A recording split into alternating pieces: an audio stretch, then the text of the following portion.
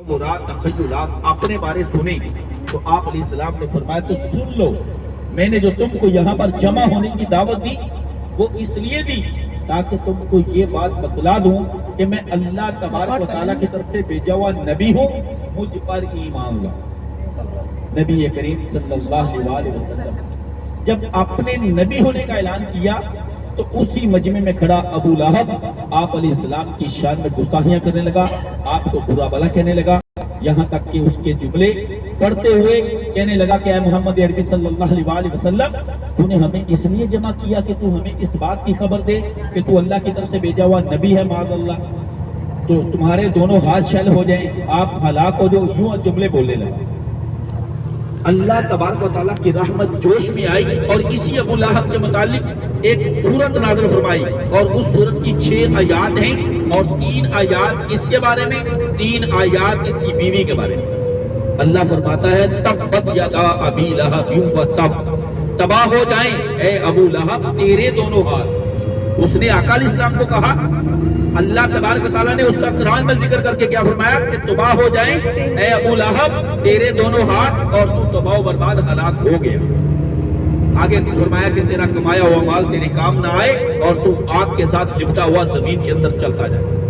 اور آگے اس کی بیوی ہے جو آقا علیہ السلام کی راستے میں کانٹے بچھایا کرتی تھی، جنگل سے لکڑیاں لے کر آتی کانٹے دار اور گھر میں لا کر ان کے کانٹے نکال کر آقا علیہ السلام کے راستے میں بچھایا کرتی۔ ایک بار وہ لکڑیوں کا گٹھا اٹھایا اور وہاں سے آ رہی تھی، اور جس رسی سے اس نے وہ گٹھے کو باندھا ہوا وہی رسی جو ہے اس کے گلے میں بندھا بنا اور وہ گٹھا اس کی بیک سائڈ پہ چلا گیا اور اس کے اوپر گری اور وہیں پر فصل جہنم۔ اللہ قرآن کے اندر اپنے محبوب کی شان کو یوں بیان فرما رہا ہے۔ اللہ ہم سب کو اپنے پیارے حبیب علیہ السلام کی محبت اور آپ کی سنت پر عمل کی توفیق عطا فرمائے، آمین۔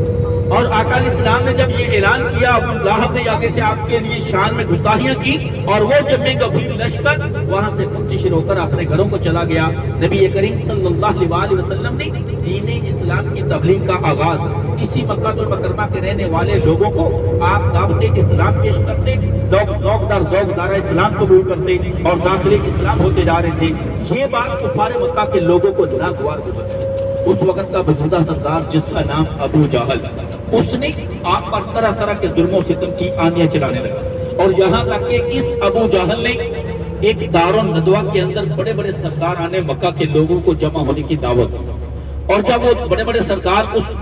جگہ پر آئے دار الندوہ کے اندر بیٹھ کر آپ علیہ السلام کے خلاف پراپوگنڈا، آپ کے خلاف سازشوں کے لیے جمع ہوئے۔ ایک آدمی کھڑے ہو کر کہنے لگا ایسا کرو کہ محمد عربی صلی اللہ علیہ وسلم کے ہاتھ میں باندھ دو، کمرے میں بند کر دو، ان کی زندگی ختم، ہمارے باپ دادا کا دین بن جائے گا۔ یہاں تک اس بات کو رد کرتے ہوئے دوسرا آدمی کھڑے ہو کر کہنے لگا ایسا کرو کہ محمد عربی صلی اللہ علیہ وسلم کو شہر بدر کر دو، مکہ سے نکال دو تاکہ ہمارے باپ دادا کا دین بن جائے۔ یہاں تک کہ ابو جہل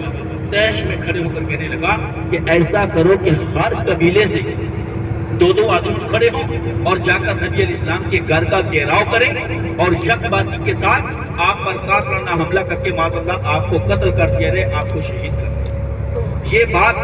جب اس نے کہی تمام سرداران مکہ کے لوگ اسی بات پر متفق ہو گئے، اور ہر قبیلے سے 2 آدمیوں کو نبی علیہ السلام کے گھر کی طرف روانہ کر دیا اور پہرہ لگا کر کھڑا کر دیا گیا۔ اللہ تبارک و تعالیٰ یہ سب منظر دیکھ رہا، سن رہا۔ اللہ تبارک و تعالیٰ نے یہی باتیں جو دار الندوہ کے اندر بیٹھ کر آپ کے خلاف پراپوگنڈا، آپ کے خلاف جو سازش کی گئی، انہی باتوں کا ذکر آپ علیہ السلام پر عیاں کرتے ہوئے، واضح کرتے ہوئے، سب کچھ بتلانے کے بعد ساتھ حکم دے دیا کہ اے محبوب علیہ السلام آج رات آپ مکہ المکرمہ چھوڑ کر مدینہ المنورہ کی طرف روانہ ہو جائیں۔ نبی کریم صلی اللہ علیہ وسلم جب مکہ المکرمہ چھوڑنے کا حکم ملا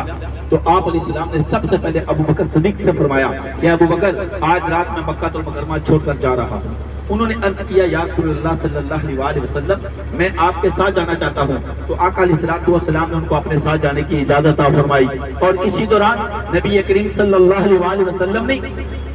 ایک عربی جو مکہ کا رہنے والا اور اسے مکہ سے مدینہ کے راستوں کی جانکاری حاصل، اور سب راستوں کو جانتا تھا کون سا راستہ مکہ سے مدینہ جانے والا ہے، تو نبی کریم صلی اللہ علیہ وسلم نے اس عربی سے معاہدہ کیا ہم تمہیں اس کام کی اجرت دیں گے، تم ہمارے ساتھ مکہ سے مدینہ چلو راستے کی رہنمائی کے لیے۔ یہاں تک کہ وہ عربی آپ کے ساتھ جانے کے لیے تیار ہو گیا تو نبی پاک صلی اللہ علیہ وسلم نے اس عربی کو 2 اونٹیاں عطا فرمائی، جگہ متعین کی، وقت مقرر کیا اور وہاں سے فارغ ہو کر آپ اپنے گھر پر تشریف۔ جب نبی پاک صلی اللہ علیہ وسلم گھر پر آئے تو آپ نے حضرت علی کرم اللہ وجہہ کریم کو بلا کر فرمایا، اے علی، آج رات تم میرے بستر پر آرام فرمانا